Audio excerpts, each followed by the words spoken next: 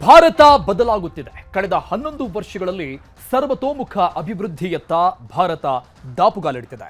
ಅಷ್ಟೇ ಅಲ್ಲ, ಸ್ವಾವಲಂಬನೆಯತ್ತ ದಿಟ್ಟ ಹೆಜ್ಜೆ ಇಡ್ತಾ ಇದೆ. ಮೋದಿ ಪ್ರಧಾನಿಯಾಗಿ ಆಡಳಿತ ಶುರು ಮಾಡಿದ ಬಳಿಕ ಏನೆಲ್ಲ ಬದಲಾವಣೆ ಆಗಿದೆ ಅನ್ನೋದನ್ನ ನೋಡೋಣ ಬನ್ನಿ. ಹಳೆಯ ಭಾರತವಲ್ಲ, ಆಧುನಿಕ ಭಾರತ. ಭಾರತ ಬದಲಾಗಿದೆ. ಬದಲಾವಣೆಗೆ ಪ್ರಧಾನಿ ನರೇಂದ್ರ ಮೋದಿಯವರ 11 ವರ್ಷಗಳ ಆಡಳಿತವೇ ಸಾಕ್ಷಿಯಾಗಿದೆ. ಒಂದು ಕಾಲದಲ್ಲಿ ಪಾಶ್ಚಿಮಾತ್ಯರು ಭಾರತವನ್ನು ಆವಾಡಿಗರ ದೇಶ ಎಂದು ಜರೀತಿದ್ದರು. ಅದೇ ಪಾಶ್ಚಿಮಾತ್ಯರು ಭಾರತಕ್ಕೆ ಬಂದು ಲಕ್ಷಾಂತರ ಕೋಟಿ ಹೂಡಿಕೆ ಮಾಡುವ ಮುಖಾಂತರ ವ್ಯಾಪಾರ ವಹಿವಾಟನ್ನು ಕೂಡ ಆರಂಭಿಸ್ತಾರೆ. ವಿಶ್ವದ ಬಹುದೊಡ್ಡ ಆರ್ಥಿಕತೆ ದೇಶ ಭಾರತ. 11 ವರ್ಷಗಳಲ್ಲಿ ಭಾರತದ ನಡೆ ನುಡಿ, ಆರ್ಥಿಕ ವೇಗ, ಪ್ರಗತಿ ಇಡೀ ಜಗತ್ತನ್ನು ಬೆಕ್ಕಸು ಬೆರಗಾಗುವಂತೆ ಮಾಡಿದೆ. ಪ್ರಧಾನಿ ನರೇಂದ್ರ ಮೋದಿಯವರು ಇವತ್ತು ವಿಶ್ವದ ಅಗ್ರಗಣ್ಯ ನಾಯಕರು ಕೂಡ ಒಬ್ಬರಾಗಿದ್ದಾರೆ. ಆ ಮುಖಾಂತರ ಭಾರತವನ್ನು ಕೂಡ ಅಗ್ರಗಣ್ಯ ರಾಷ್ಟ್ರವನ್ನಾಗಿ ಮಾಡಿದ್ದಾರೆ.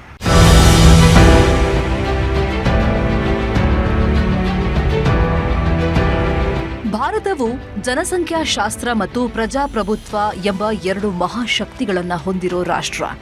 ಇದನ್ನ ಸದ್ಯ ಇಡೀ ಜಗತ್ತೇ ಒಪ್ಕೊಂಡಿದೆ. ಹೀಗಂತ ಪ್ರಧಾನಿ ನರೇಂದ್ರ ಮೋದಿ ಹಲವು ಬಾರಿ ಹೇಳಿದ್ದಾರೆ. ಸ್ವಾವಲಂಬನೆಯ ಭಾರತ, ಸ್ವಾಸ್ಥ್ಯ ಭಾರತ, ಆತ್ಮನಿರ್ಭರತೆಯ ಸ್ವರ್ಣಕಾಲ, ನಮೋ ಪರ್ವ.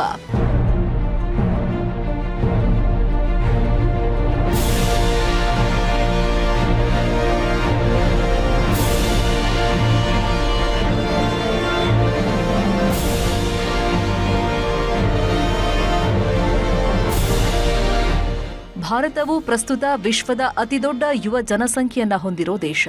ಒಂದು ಕಾಲದಲ್ಲಿ ಇದು ಹಾವಾಡಿಗರ ದೇಶ ಅಂತ ಜರ್ದಿದ್ದ ಪಾಶ್ಚಿಮಾತ್ಯ ದೇಶಗಳು ಭಾರತದ ಅಭಿವೃದ್ಧಿಯನ್ನ ಕಂಡು ಬೆಕ್ಕಸ ಬೆರಗಾಗಿ ನೋಡ್ತಾ ಇವೆ. ಯಾವುದೇ ರಂಗದತ್ತ ನೋಡಿದ್ರೂ ಭಾರತವೇ ಮೇಲುಗೈ ಸಾಧಿಸ್ತಾ ಇದೆ. ಇದಕ್ಕೆ ಕಾರಣ ಕಳೆದ 11 ವರ್ಷಗಳಿಂದ ಪ್ರಧಾನಿ ಮೋದಿ ನೇತೃತ್ವದ ಮೋದಿ ಸರ್ಕಾರ ಕೈಗೊಂಡಿರುವಂತಹ ದಿಟ್ಟ ಹಾಗೂ ದೂರದೃಷ್ಟಿಯ ನಿರ್ಧಾರಗಳು.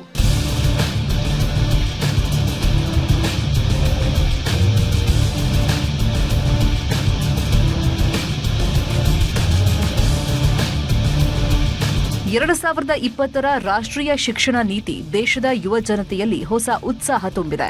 ಹೊಸ ನೀತಿಯಲ್ಲಿ ಪ್ರತಿಭೆಯನ್ನ ಕೇಂದ್ರೀಕರಿಸಿದ ಮತ್ತು ಭಾರತವನ್ನು ಜಾಗತಿಕ ಜ್ಞಾನ ಸೂಪರ್ ಪವರ್ ಮಾಡುವ ಗುರಿಯನ್ನ ಹೊಂದಿದೆ. ಎನ್ಇಪಿ ಮೂಲಕ ತಳಮಟ್ಟದ ಮತ್ತು ಉನ್ನತ ಶಿಕ್ಷಣ ವ್ಯವಸ್ಥೆಯಲ್ಲಿ ಆಮೂಲಾಗ್ರ ಬದಲಾವಣೆ ಮಾಡಲಾಗ್ತಾ ಇದೆ. ಇನ್ನು ಕಳೆದ 11 ವರ್ಷಗಳಲ್ಲಿ ದೇಶಾದ್ಯಂತ ದಾಖಲೆಯ ಸಂಖ್ಯೆಯ ಹೊಸ ಐಐಟಿಗಳು, ಐಐಎಂಗಳು, ವೈದ್ಯಕೀಯ ಕಾಲೇಜುಗಳು ಮತ್ತು ವಿಶ್ವವಿದ್ಯಾಲಯಗಳನ್ನು ತೆರೆಯಲಾಗಿದೆ. ಶಿಕ್ಷಣದ ಜೊತೆಗೆ ಕೌಶಲ್ಯ ಮತ್ತು ಕೌಶಲ್ಯ ವರ್ಧನೆಯನ್ನೂ ಗಮನದಲ್ಲಿ ಇಟ್ಟುಕೊಂಡು ಶಿಕ್ಷಣ ವ್ಯವಸ್ಥೆಯಲ್ಲಿ ಬದಲಾವಣೆ ತರಲಾಗಿದೆ. 2020ರಲ್ಲಿ ರಾಷ್ಟ್ರೀಯ ಶಿಕ್ಷಣ ನೀತಿ ಜಾರಿ ಮಾಡಲಾಯಿತು. ಪಿಎಂ ಕೌಶಲ್ ವಿಕಾಸ್ ಯೋಜನೆಯಡಿ 1.6 ಕೋಟಿ ಜನರಿಗೆ ತರಬೇತಿ ನೀಡಲಾಗಿದೆ. ದೇಶಾದ್ಯಂತ 8 ಹೊಸ ಐಐಎಂಗಳನ್ನು ಸ್ಥಾಪನೆ ಮಾಡಲಾಗಿದ್ದು 2025ರ ಅಂತ್ಯದ ವೇಳೆಗೆ 21 ಐಐಎಂಗಳು ಓಪನ್ ಆಗಲಿವೆ. ದೇಶದಲ್ಲಿ ಎಐಐಎಂಗಳ ಸಂಖ್ಯೆ 3 ಪಟ್ಟು ಹೆಚ್ಚಳ ಮಾಡಲಾಗಿದ್ದು ಪ್ರಸ್ತುತ ದೇಶದಲ್ಲಿ 23 ಎಐಐಎಂಗಳು ಕಾರ್ಯನಿರ್ವಹಣೆ ಮಾಡ್ತಾ ಇವೆ. ದೇಶಾದ್ಯಂತ 7 ಹೊಸ ಐಐಟಿಗಳನ್ನು ತೆರೆಯಲಾಗಿದೆ. 2025ರ ಅಂತ್ಯದ ವೇಳೆಗೆ ಒಟ್ಟು 23 ಐಐಟಿಗಳ ಸ್ಥಾಪನೆಯಾಗಲಿದೆ. 780 ಅಲೋಪತಿ, 323 ದಂತವೈದ್ಯ, 942 ಆಯುಷ್ ಸಂಸ್ಥೆಗಳು ಸೇರಿದಂತೆ 2045 ವೈದ್ಯಕೀಯ ಕಾಲೇಜುಗಳು ಕಾರ್ಯನಿರ್ವಹಣೆ ಮಾಡ್ತಾ ಇವೆ. 490 ಹೊಸ ವಿಶ್ವವಿದ್ಯಾಲಯಗಳ ಸ್ಥಾಪನೆ ಮಾಡಲಾಗಿದೆ. ಇನ್ನು ಪಿಎಂ ಶ್ರೀ ಯೋಜನೆ ಅಡಿ ದೇಶಾದ್ಯಂತ 14,500 ಶಾಲೆಗಳ ಉನ್ನತೀಕರಣವಾಗ್ತಾ ಇದೆ. ಹಾಲು ಮಾರುವ ಅಜ್ಜಿಯಿಂದ ಹಿಡಿದು ಆಡಿ ಕಾರ್ ತೆಗೆದುಕೊಳ್ಳುವವರೆಗೂ ಕೂಡ ಡಿಜಿಟಲ್ ಇಂಡಿಯಾ ತನ್ನದೇ ಆದ ಮಹತ್ವವನ್ನು ಕಾಪಾಡಿಕೊಂಡು ಬರುತ್ತಿದೆ. ಇದು ವಿಶ್ವದ ಅನೇಕ ರಾಷ್ಟ್ರಗಳಿಗೂ ಕೂಡ ಮಾದರಿಯಾಗಿದೆ. ಔದ್ಯೋಗಿಕ ಕ್ರಾಂತಿ ಇಡೀ ದೇಶಕ್ಕೆ ಮಾದರಿಯಾಗಿದೆ.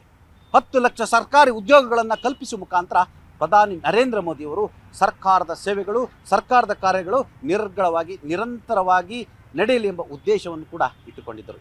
ಇಡೀ ಜಗತ್ತಿಗೆ ರಕ್ಷಣಾ ವಲಯದಲ್ಲಿ ಭಾರತ ತನ್ನದೇ ಆದ ಶಕ್ತಿ ಸಾಮರ್ಥ್ಯವನ್ನು ಕೂಡ ತೋರ್ಪಡಿಸುತ್ತಿದೆ. ಆ ಮುಖಾಂತರ ಜಗತ್ತಿನ ನಾಯಕ ನಾನೂ ಕೂಡ ಹೌದು ಅಂತೇಳಿ ಪ್ರಧಾನಿ ನರೇಂದ್ರ ಮೋದಿಯವರು ಈ ಎಲ್ಲ ಸಾಧನೆಗಳ ಮುಖಾಂತರ ಸಾರಿ ಹೇಳುತ್ತಿದ್ದಾರೆ.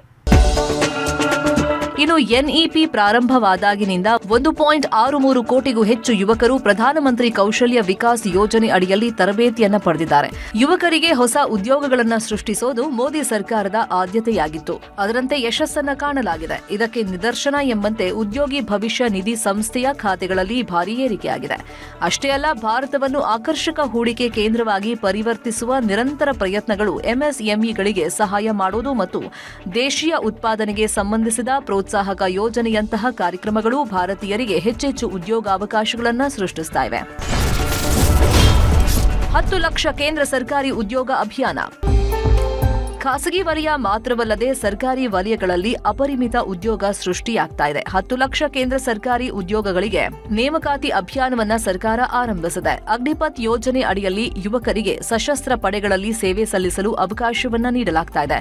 ಇದು ಸಶಸ್ತ್ರ ಪಡೆಗಳಲ್ಲಿ ಹೊಸ ಜೋಶ್ ತಂದಿದೆ.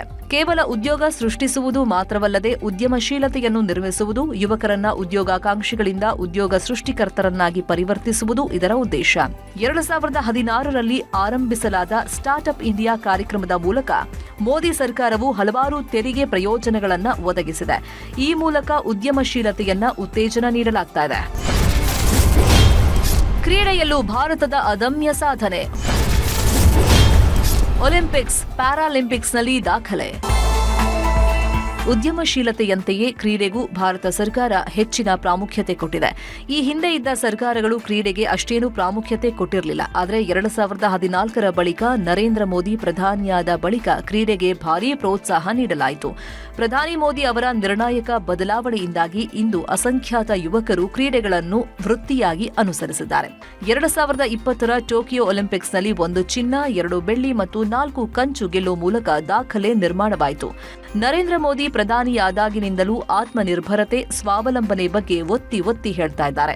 ಇದರ ಫಲವಾಗಿ ಸದ್ಯ ಭಾರತ ಆಮದಿಗಿಂತ ಹೆಚ್ಚಾಗಿ ಉತ್ಪನ್ನಗಳ ರಫ್ತಿನ ಮೇಲೆ ಪ್ರಾಬಲ್ಯ ಸಾಧಿಸಿದೆ.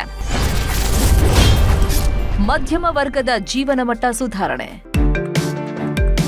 ಗ್ರಾಮೀಣ ಪ್ರದೇಶಗಳಲ್ಲಿ ಆಸ್ತಿಯ ಸ್ಪಷ್ಟ ಮಾಲೀಕತ್ವವನ್ನು ಸ್ಥಾಪಿಸುವ ನಿಟ್ಟಿನಲ್ಲಿ ಸ್ವಾಮಿತ್ವ ಯೋಜನೆಯು ಒಂದು ಸುಧಾರಣಾ ಹೆಜ್ಜೆಯಾಗಿದೆ. ಇದು ಡ್ರೋನ್ ತಂತ್ರಜ್ಞಾನವನ್ನು ಬಳಸಿಕೊಂಡು ಭೂಭಾಗಗಳನ್ನು ಮ್ಯಾಪಿಂಗ್ ಮಾಡುವುದು ಮತ್ತು ಆಸ್ತಿ ಮಾಲೀಕರಿಗೆ ಕಾನೂನುಬದ್ಧ ಮಾಲೀಕತ್ವ ನೀಡುವ ಮೂಲಕ ಗ್ರಾಮದ ಮನೆ ಮಾಲೀಕರಿಗೆ ಹಕ್ಕುಗಳ ದಾಖಲೆಯನ್ನು ಒದಗಿಸಿದೆ.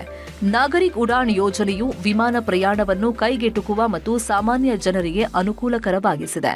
ನಗರ ನಾಗರಿಕರಿಗೆ ಸಾರಿಗೆ ಮತ್ತು ದೈನಂದಿನ ಪ್ರಯಾಣವನ್ನು ಸುಲಭಗೊಳಿಸಲು ಹಲವಾರು ನಗರಗಳಲ್ಲಿ ದಾಖಲೆ ಸಂಖ್ಯೆಯ ಮೆಟ್ರೋ ರೈಲು ಯೋಜನೆಗಳ ಕಾರ್ಯಾರಂಭ ಮಾಡಲಾಗಿದೆ.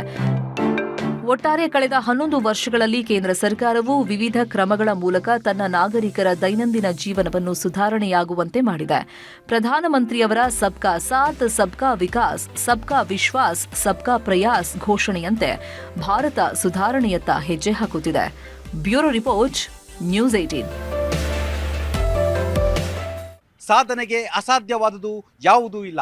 ಆದರೆ ಸಾಧಿಸುವ ಛಲ ಮನುಷ್ಯನಿಗೆ ಬೇಕು. ತಾನು ಹಿಡಿದ ಕಾರ್ಯದಲ್ಲಿ ದೃಢವಾದ ನಂಬಿಕೆ, ಅಚಲವಾದ ಮನಸ್ಸು, ಸತತ ಪ್ರಯತ್ನದಿಂದ ಗುರಿ ಮುಟ್ಟಬಹುದು ಎಂಬ ಸಂದೇಶವನ್ನು ರವಾನೆ ಮಾಡಿದ್ದಾರೆ. ಭಾರತವನ್ನು ವಿಶ್ವ ಮಟ್ಟದಲ್ಲಿ ತಲೆ ಎತ್ತುವಂತೆ ಪ್ರಧಾನಿ ನರೇಂದ್ರ ಮೋದಿಯವರು ಮಾಡಿದ್ದಾರೆ. ಕ್ಯಾಮ್ರಾ ಪರ್ಸನ್ ಮೋಹನ್ ಜೊತೆ ಚಿದಾನಂದ್ ಪಟೇಲ್, ನ್ಯೂಸ್ 18.